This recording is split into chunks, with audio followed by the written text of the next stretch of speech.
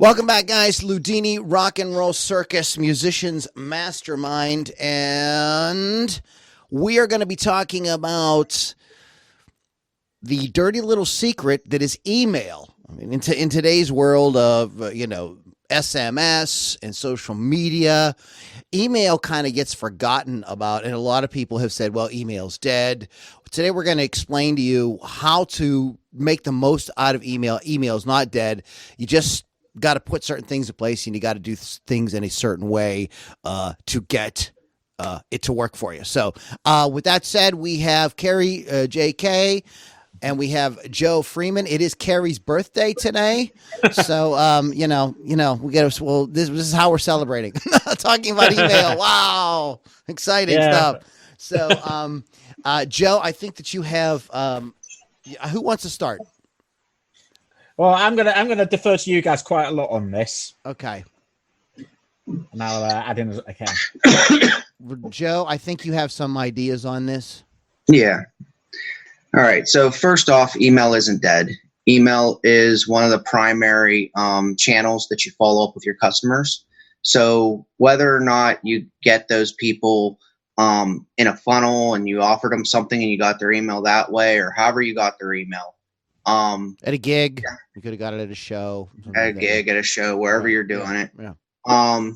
You definitely want to follow up, because most people, when you first see them, they're going to forget. It takes 12 to 14 touches these days, and touches are just different ways in which you outreach to them to get someone to take an action. And that action could be to download your CD. It could be a lot of different things. So whatever you offer is, and it doesn't always have to be the first thing that collects money. A lot of times it can be your free thing to get them into your world, to get them into your ecosystem. Then that's the thing that you want them to do. That's your call to action. And then email can be one of those touches. The SMS text, there's a lot of different ways that you can reach out to someone. But for today, we're going to talk about email. A lot of people have a hard time with email because, they'll write an email once every couple weeks and they stress over it. It takes them a lot of time to write it. They're not sure what to say in their email. And, normally when I'm writing an email, I just try to take whatever the next thing, what I'm trying to talk to them about. Because a lot of times I'm dealing with funnels and automation, so there's normally something that happens next. So if they came from an ad into a landing page, I usually have to deliver whatever I promised them in the landing page. And then from there, on the thank you page, I'm usually exposing them to something or asking them to take another action, which is another offer. And sometimes that can be, to download a CD. It can be to see me at an event. It can be to talk to me on a phone call. It can be a lot of different things depending on your business, what assets you currently have available to you to create a funnel with your current assets and have it be the least possible friction. So have it be in a way that you can get something out there now so people can get exposed to you. So normally I'll take whatever my call to action is for the email, because I'm always thinking hook, story, offer. So if I'm writing an email, normally there's some action at the end of the offer, at the end of the email that I want them to take, not always. And then there's some kind of story or something I'm telling, and then there's a hook. And so a lot of times on email, it doesn't have to be really, really long. Some of them do get long. Most of them can be pretty short. And then I write out the email according to the action taken. Now, once they're on my follow-up list, and all the follow-up list is they've already done something. They've already went in, given your email in some way, and now I'm just sending them emails to remind them that I still exist, let them know new things I'm doing, let them know things that's going on in my ecosystem, and sometimes it could be just like I see something in the news or something that's related to my business. So one of the good ways to get email topics is to follow other people who are doing the same thing as you. So let's say that Lou runs a music podcast. Okay. So, and it's rock and roll. So the easiest way for Lou to come up with ideas of things to write would be to follow other rock and roll music podcasters, create a fake email. So when I say fake, it's not really fake, it's real, but it's not one that you use to give to like people that you want to follow up with on a regular basis. It's an email that you create, and then whenever you go on to another rock and roll podcaster's podcast, they offer something, you get on their list, you use this email. So it could be a Gmail, a Yahoo, whatever. And then you just, every time you see something that's a rock and roll podcaster, you have that email created, and then you put in that email into their email capture. Okay, Carlos Castillo, Carrie, you know Carlos, right? Yeah, okay. He has something that he calls the content garden. And I'm going to kind of piggyback off of what you're saying, Joe. And this is something very similar. And what he does is he tells you to create a separate Gmail account, one that you're not going to use for anything else, because if you use your regular Gmail account, your thing will get filled up really quick with a bunch of stuff, and it'll be hard to keep track of. So you create a separate Gmail account, and you do exactly what Joe just said.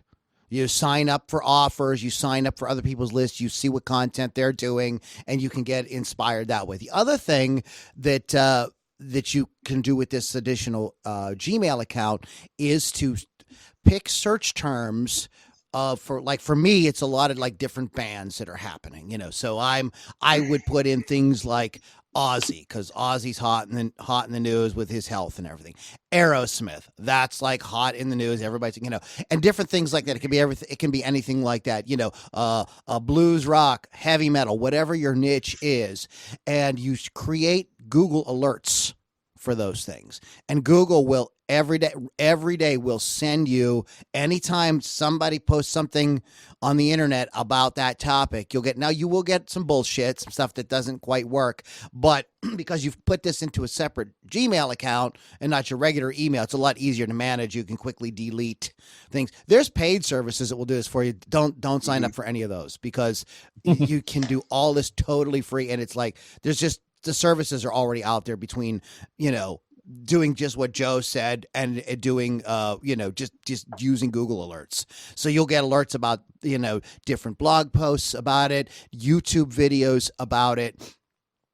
And what it also allows you to do is to refer and to credit those other bloggers or YouTubers or whatever. So you start to build a network, because, I talk about something that, Rob Chapman talked about on his podcast. And you see a lot of YouTubers doing this. I'm referring to XYZ's YouTube. So I'll put a link so you can go watch their video too. Well, people love that, because we're all in the same space, and we're moving each other's, we're sharing, each other's audiences. We know that. Why make a big secret of it? So it's a great way to kind of build your network. So instead of, yes, get their stuff. Yes, look at it. But if you use it in some way, so you send out an email and you give your own spin on it. Say, if you want to read the whole story, here's XYZ's blog where I read about this, or whatever. So they love that, and you love that, and it helps. It helps. It makes it better for the audience too. It gives them even more. It's like a value add for them as well. Just wanted to add that. Yeah. So I think the biggest point to take from that is do your research and have a constant influx of ideas, but also keep it conversational and realize that, once again, you're trying to give value to your audience, right? So you want to make sure that you stop talking about your list as a list and talk about them as people, as a conversation. And if you're writing your emails as conversations about what they would like, because you're either have, most of the time when you become a coach, a consultant, a musician, you're you're your audience. So you like the thing that you're promoting. You like the thing that you're creating. You, for some reason, had a desire to be part of that. So for musicians, most musicians love music and they listen to other musicians. They don't just sit in a vacuum and create music on their own. You know what I mean? Although some would like you to believe that they do, but yes. So, I'm totally original, Carrie. Nobody sounds anything like me. Yeah, I hear that a lot. So yeah, a topic for another day. Never say that in your promos, because whoever hears it will immediately be listening out for your dominant influence. Yeah, and you'll just get shit for it. I'm sorry. Joe, what were you saying, buddy? I'm sorry. It's all right. Now, I guess they kind of would, right? So if you heard music and someone said, well, nobody influences me, you weren't born in a vacuum. Your environment creates your life. So they're going to look for whatever that argument is. But sometimes creating an argument in itself can be good publicity. So you may want them to look for who influenced you and turn it into a conversation. Who do I sound like? Yeah. Well, nobody really influences me. And then next couple emails, or do they? You know what I mean? Right. Well, yeah, that's it. I want to get into this. You said something so good that I want to make sure we really expound on, and that is create a conversation. So what I have found with my most effective emails that I have sent out over the years is that people will reply, even though it's an autoresponder, and maybe at the back of their mind they know that it's an autoresponder. They will reply as if I sent them an actual email. I've had that happen, and that's like a great thing, because that shows that like people are like you're not just like reaching them as promotion. They're actually like engaged with the topic. So this is like a great opportunity. Yeah. So when that happens, Joe, like I've always replied as if they, we were just, I sent you that email. We just talked.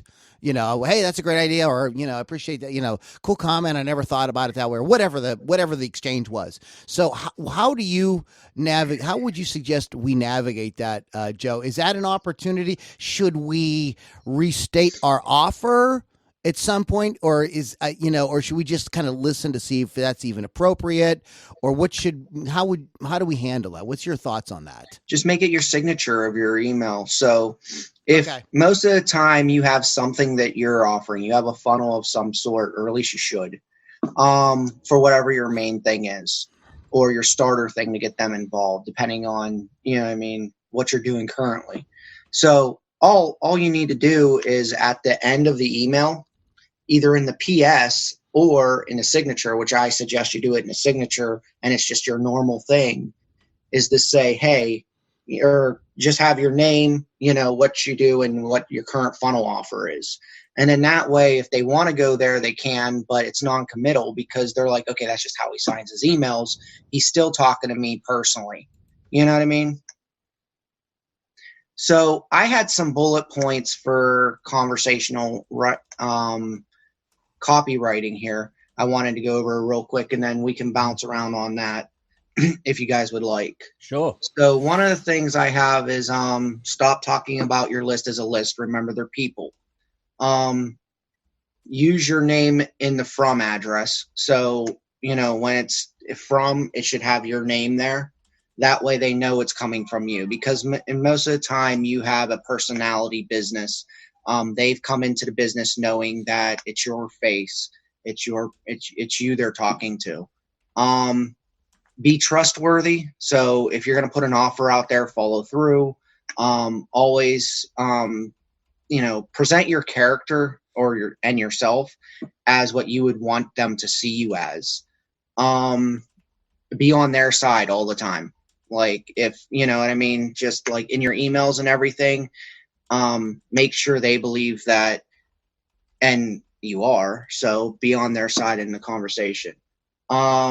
Keep it short. A lot of people don't like to read really, really long emails. Mm-hmm. If the email starts to get really long, like if I sending out an email about whatever the topic for this podcast is, so, how to write emails, I wouldn't like list all this stuff out in the email itself. I would give them a link to a video. Hey, here's, here's my email with like 7 lines of copy, and then here's a link to the video. If you want to learn more, go over here and check it out. You could do that and then present your offer in your video or on that page. Like a deeper offer, like an offer that gets them. This is a great idea, is to tease them with some basic ideas. And if they want to know more, they can click the link, and then you can create, you can in that page or video or whatever, you can do your like paid offer, or something a little deeper, or something new that you're putting out there. The other thing you can do is, if you do have a topic you want to spread that's long, you could create a 3-part series or something like that, and that might get them to like want to look at that next email because they read part 1 and they want to know what's going to happen in part 2 as well. So it might be, that's another way of doing it. I do like the idea of sending them outside the email thing to some kind of page. Yeah, a lot of people say that about creating multiple series, and sometimes that just personally drives me insane. Okay, I hate trying to keep up with like a 3-part series and missing an email and then having to go back. Okay. You know what I mean? But then again, if it means enough to me, I'll research it in my inbox and find all 6 and just wait until I know that, okay, there's 3 or 4 in there. And then I'll log in and I'll find that person and then read all those emails at once. I think there's a psychological thing there anyway. Let's say that I'm trying to think of an example. If it's something that's got, say, 6 paragraphs in there, or sort of 6 key details, you could like do the whole thing on sort of 3,000 word essay, and people would love to have that resource and to read it. But the chances are that when the minute that email arrives, they're not going to be ready to read 3,000 words. They'll file it away with all the intention in the world of reading that thing later. And then later on, something else happens. Then they end up at the bar a bit later. They still haven't read it. It's procrastination. So now, if that 3,000 word essay had gone into 600 words episode, you're going to read in the time it takes you to drink your cup of coffee, then that's going to get read there and then. And then it's same bat time, same bat channel. You get the next bit tomorrow. That feels a lot like it feels less of an undertaking. Then it's just like something that's good. So I would prefer the sort of the serial of shorts to the feature length. Well, like I was saying, so a lot of those serial of shorts, maybe on those serial of shorts, you could give the short, and then even though you're breaking down those the whole topic, like you said, 6 paragraphs, so maybe you're breaking down the 6 paragraphs into 6 separate emails. Yeah. But then you're providing a link at the end. If you're not like promoting something, you don't want 2 call to actions, obviously. But if you're not promoting something and you're opening a conversation, teaching, or something like that, then you could, on all 6 of those emails, put the link to a blog post, put the link to a YouTube video. And one of the things Lou said that I want to, and then I'll pass it over to you, Lou. I know, I see you. Is that just like at the end of an email where there's a signature and there's you can put links to your videos, at the end of your YouTube or your blog post or so forth, there is an end where you can put a signature, which really isn't a signature, but where you can put the links to your funnels or to your whatever your promotion is or whatever your call to action is on those videos as well, and at the end of your blog post. So I would always be at the end adding those resources. All right, I'll pass it over to you, Lou. A couple of things. A way to a compromise between what Carrie is talking about with the serial shorts and Joe is talking about with, have a link to send them to something where they can read or hear or watch the full topic, is to do both. I am putting out, 5-part series this month. You're going to be getting email each week where I'm going to discuss Ozzy's new tour. I'm just putting that out. I just made that up. Okay. And, each you can, however, if you are the kind of person who's impatient, you can click this link right here, right now, and listen to my complete podcast on it right now. You don't have to wait. But if you're you're just happen to be watching this, or you prefer to do this, I will be covering this each week for the next 4 weeks or whatever. I think that is a kind of way to do both. Second of all, and then you can put your offer anywhere. You can put your offer on that page. You can put your offer in the email. The only problem with having them to do two things in an email, that's the thing that my question about the whole are you if you're sending them outside the email to finish the story or to read the whole thing, and you also put your offer in there. Now, I mean, if you're just doing the offer as a PS or as your signature, then they're used to seeing that all the time. So maybe what you do is if you are sending them out, you just put that offer on that page as well. What do you guys think about that? I'm just because I know like it's been drilled into my head, Joe, because working with Becky for all these years is like one offer. You want them to do one thing, So what are your sort of thoughts on this? Because if you're doing this, you are sort of asking them or giving them the opportunity to do two different things. So what are your thoughts on it? Both you guys can say. Well, I mean, I'll say there that no, that's fine, because I like the steps on that. We've got the bite-sized shorts, and at the end of it, I mean, we said before about the Starship Troopers. Do you want to know more? I mean, like Vogan was joking with it, but actually, yeah, that's a perfectly good way of going about it. If you want to know more, here's the longer post. And sure, once you're invested like that, I mean, like no one's really everyone knows what you're doing and that. And as long as you're asking and not telling and not demanding, and the whole thing isn't a cheesy sales pitch, they're certainly not going to begrudge then down there, sort of seeing a little bit at the bottom. Here's how you can give back. Remember we said about busking theory. I think what does get irritating, and this is like the opposite of what we're just saying about the opposite of brevity, and especially I'll see this a lot in YouTube adverts, and it's when some like entrepreneurs selling something, and typically it will be a drop shipping business is what will come out at the end of it, because they can't say that up front because everyone knows what that is, and they'll just give it away immediately. So it'll be like, here I am next to my big car I've just bought, and last week I bought the moon, and next week and I'm just heading off on holiday now, and I did all this, and while I'm doing this, all my money's coming through, and I'm going to tell you how to do it. But first, look at my car again, and also this motorbike, and I'm going to tell you exactly how I got this, and you've got to do it. But first, here's the moon I bought. And you're just thinking, now the problem with that, I get what they're doing. They're investing you in the sales pitch. And when it's people you've got in a room, then that kind of works. Not YouTube, because there's a big skip ad button right next to them. So it gets really annoying, yeah. And so they're not building a crowd. The crowd's already there. All they can do is here's the thing I've been experiencing with Dick. Same thing. I think a lot of that type of marketing people have become immune to, and here's why. Because if I see a guy like that who's showing you his Ferrari and his, mansion in Malibu and everything like that, I think, what a blowhard.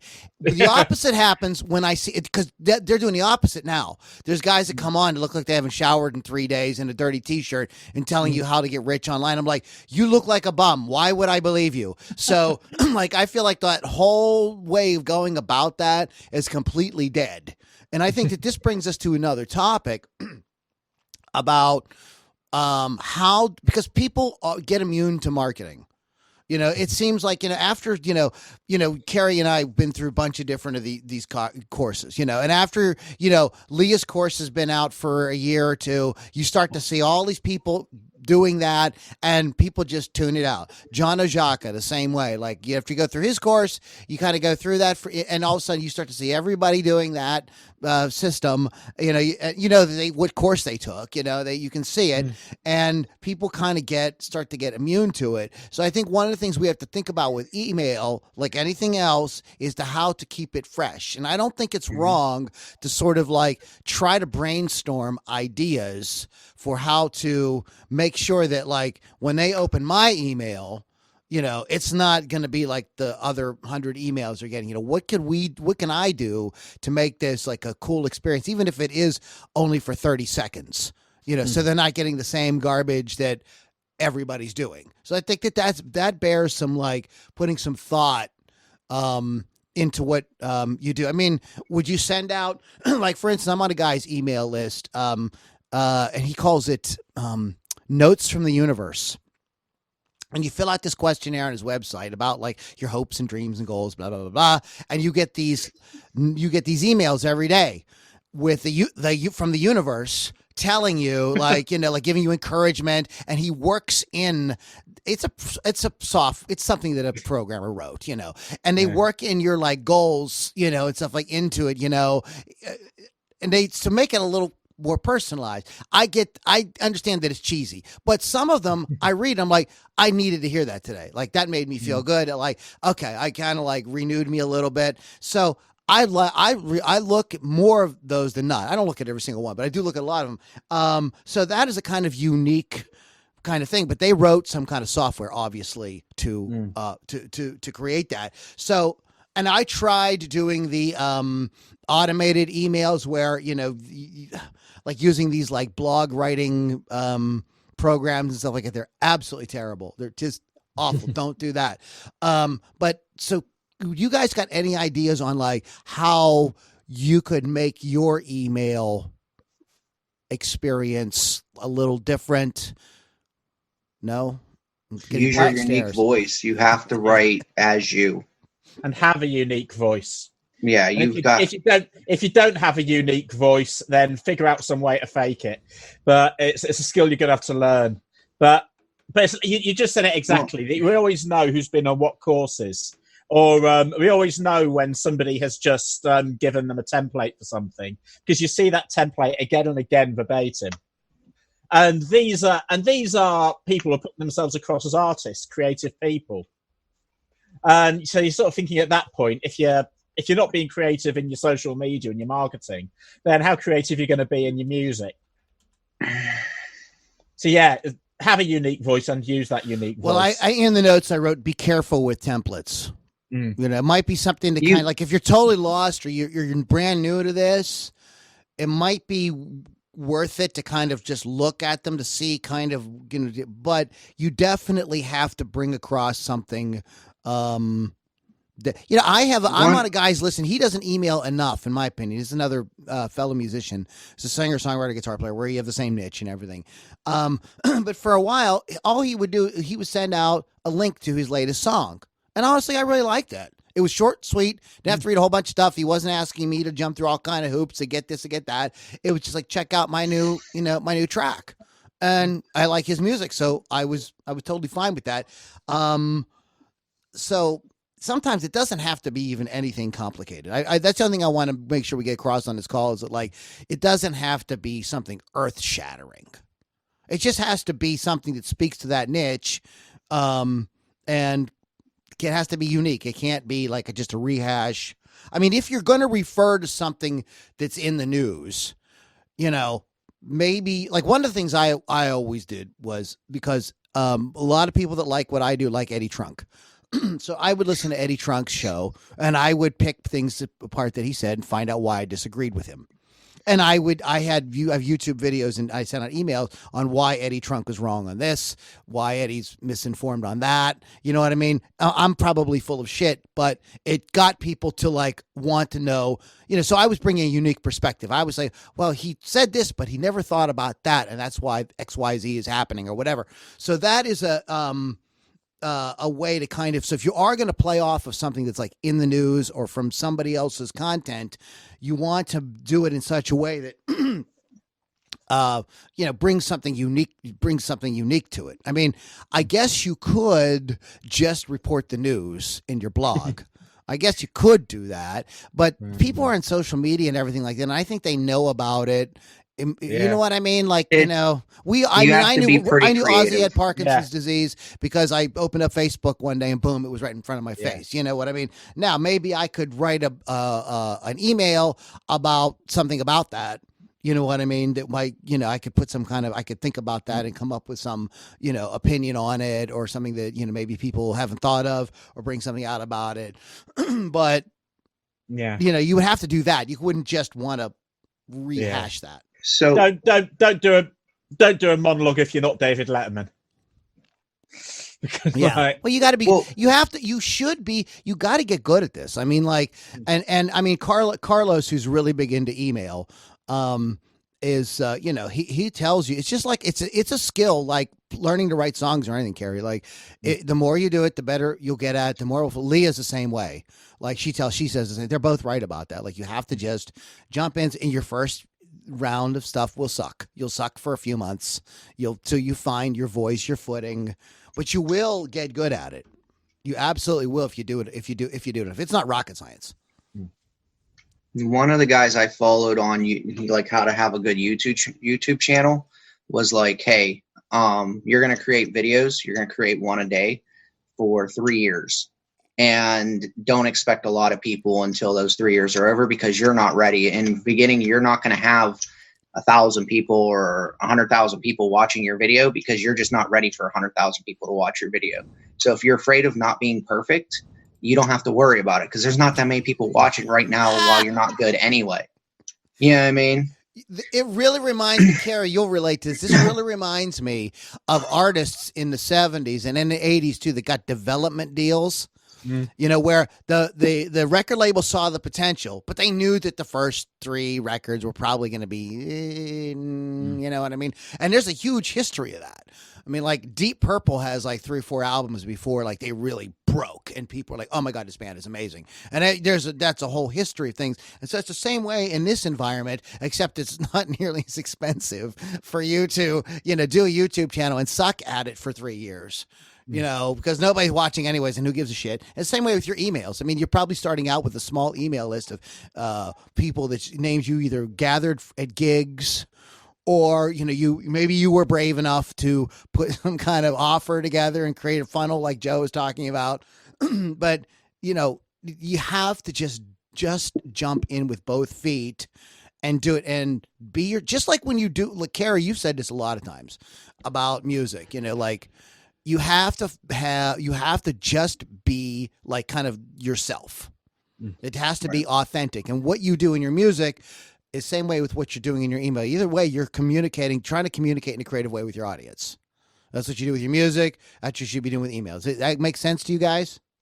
Yeah. One of my most recent mentors was like, hey, here's my formula, but don't follow my formula.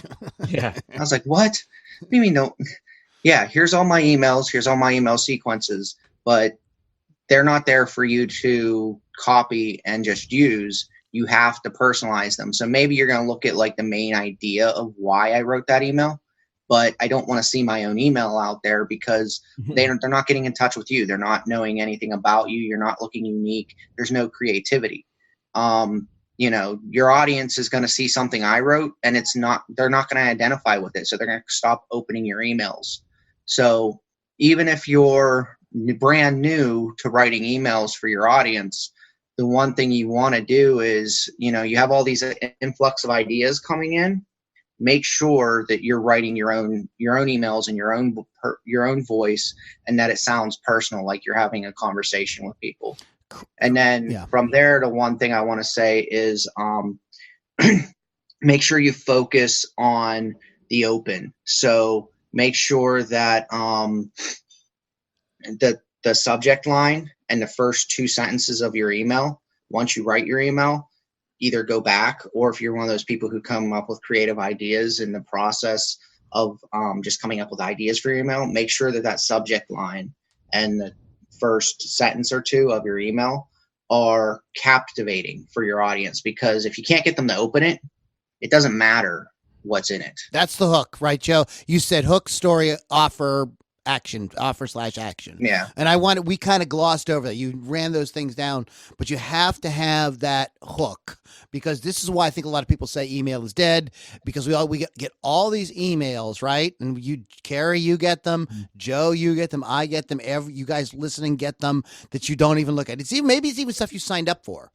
So I would say that the person who's emailing you has fallen down on the hook.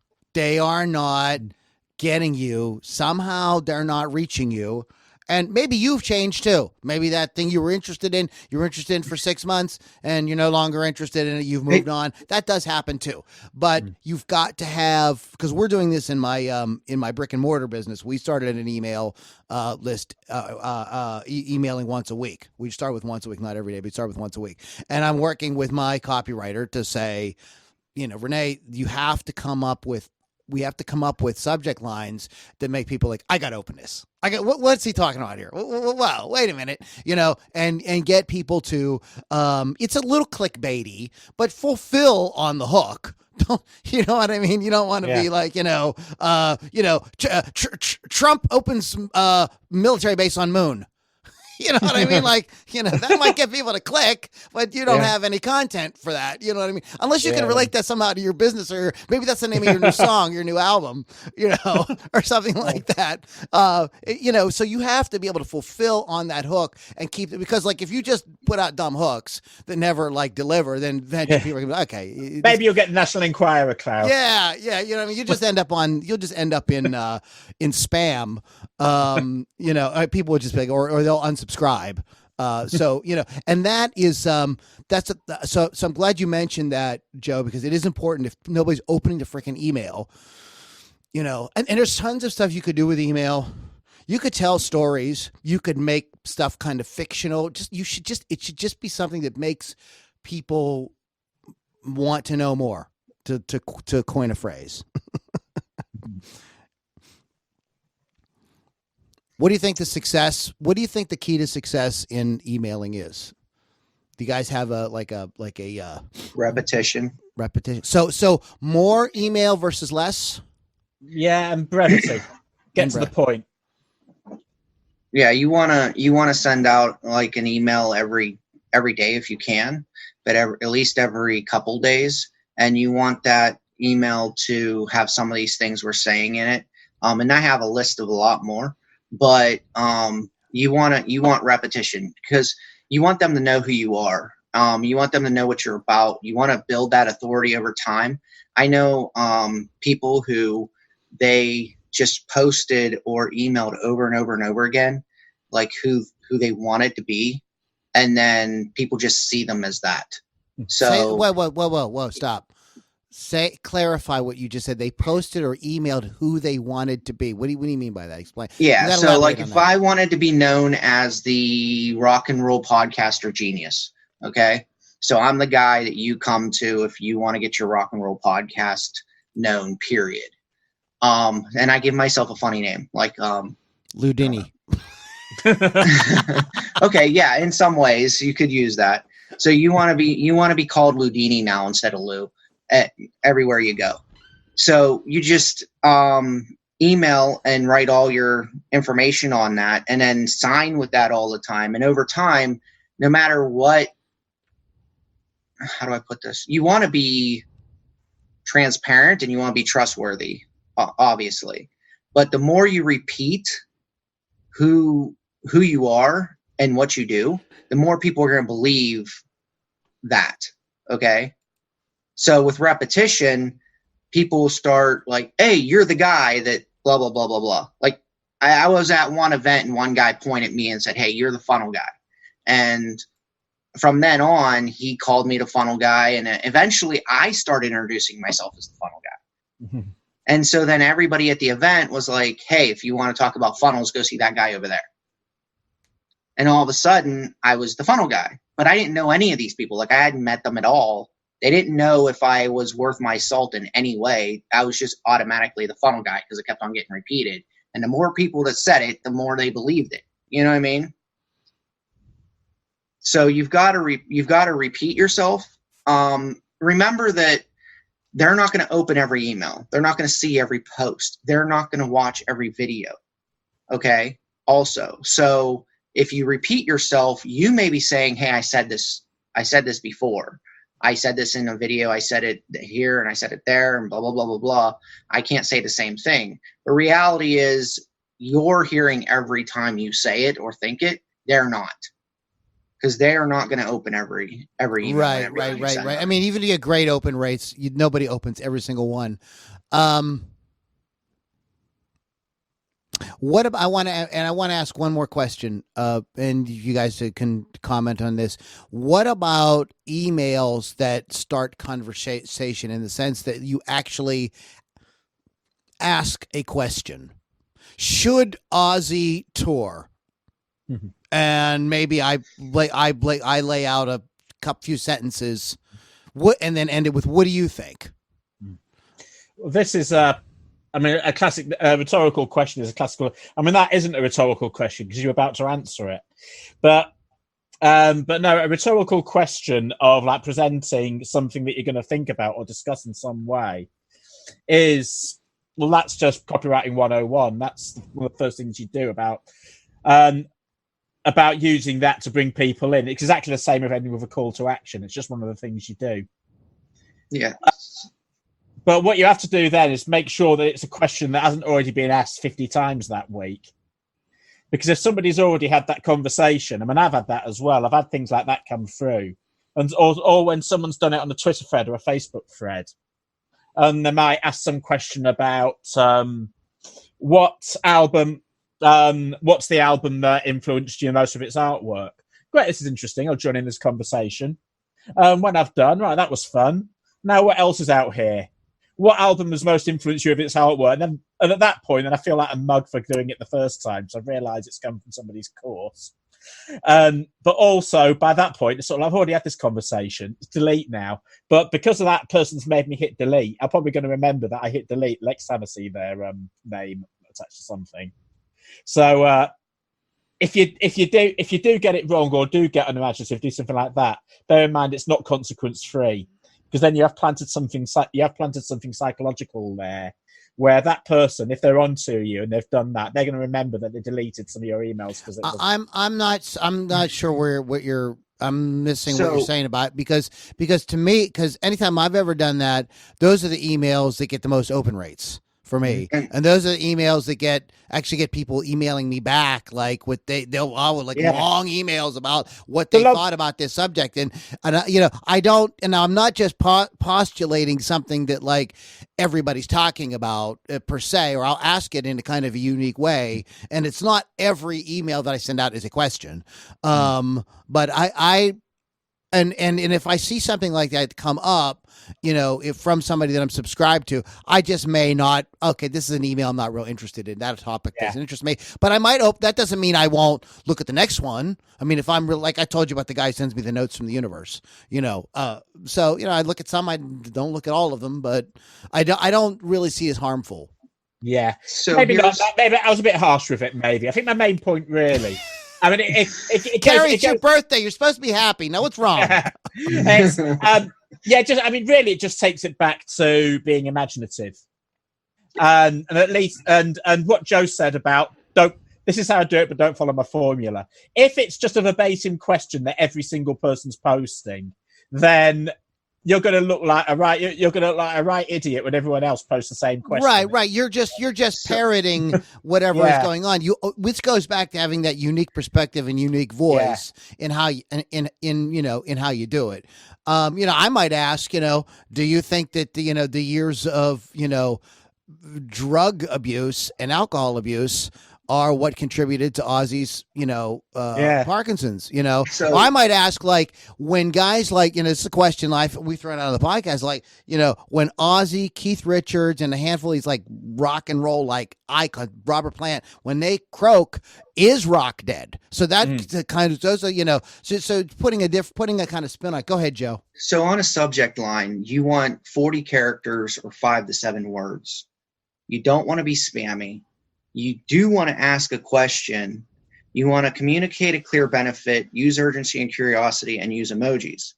So with what was just said, okay, if I've got an influx of emails coming in and everybody's asking the same question, and I'm looking at that and I'm going, okay, I have 5 to 7 words to get someone's attention. Everybody's sending out this question, but this question really identifies with my brand. I want to use it. How do I be unique? Because if I'm unique and I'm the person that they want to listen to, then I can express the same question just with a different angle, And people might be curious, well, Billy just said this about that thing, but now Joe's saying it, and Joe's always got a unique spin. Therefore, it's interesting the way he asked the question a little bit differently. I want to see what his perspective is on it, and then they may open it. You know what I mean? Yeah. I mean, there's no 100% open rates. We're just trying to get at like how we could get as much, we could leverage this as well as possible. We have this platform. You're using ActiveCampaign or MailChimp or something like that. How do we get the most out of this? So how can we be creative and get the most out of it? Yeah, so questions are a good thing because you're getting their interaction. They want to think, okay, I'm gonna get to not only intellectually think about this, I'm gonna get to be a part of it, but I'm also maybe gonna get heard. And so, like, whenever a question is presented, people want to participate. But just remember, if you're watching all your competitors and all the people that are similar to you, who may be in your Dream 100, so they're people who are in the same niche as you, then you don't want to like take someone else's email, the same exact question, the same exact 2 first lines, the same exact everything, and publish it. You want your own voice, and eventually you'll get good at writing that and getting that to be like you doing it. Like, everybody's afraid to write, and I have been afraid to write for years, but you don't get good at it until you do it over and over and over again. And I heard from someone, the best personal development course is becoming an entrepreneur, because as you're putting your own voice, putting your own person, your own character out there and presenting yourself in front of people, eventually you're refining that over and over and over again. And you're growing because of the fact that you've got to think about who you're presenting to the world. Yeah, that's I don't know what else to add other than I have one other thing to say too. Sorry, I lost my train of thought, but go ahead. So another thing that someone who's a copywriter who I've been following said, and I really, really identified with, is you don't have to be the best copywriter in the world. So when you're writing your emails, you don't have to be perfect. If you're in a niche where, you're competing with other copywriters, and there's a lot of like ninja copywriters, and you walk out and you're fighting with other ninjas, then you're probably going to get your ass kicked. Am I allowed to swear on here? Anyway. So you're probably going to get your butt kicked. You know what I mean? But if you are in a niche and you have all that incoming influx of ideas, and they're not like these guru ninjas, they're, just people trying to write copy, and they're not perfect in any way, and you slowly over time develop your skills and get better and better and better and better, you set yourself up with a niche that you can compete in, and therefore get noticed, get better, and win. I was just going to add one more thing about, I remember what I was going to say. That's absolutely, it's practice. I was just going to add one more thing in terms of topics and what to say. We're each involved in our own niches. Mm-hmm. And you're probably thinking about that niche, if not all day long, throughout the day.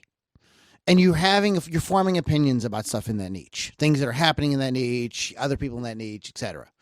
So there is your email for that day. You have it.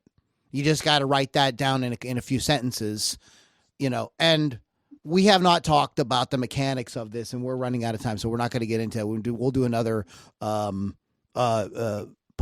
on the mechanics of doing this.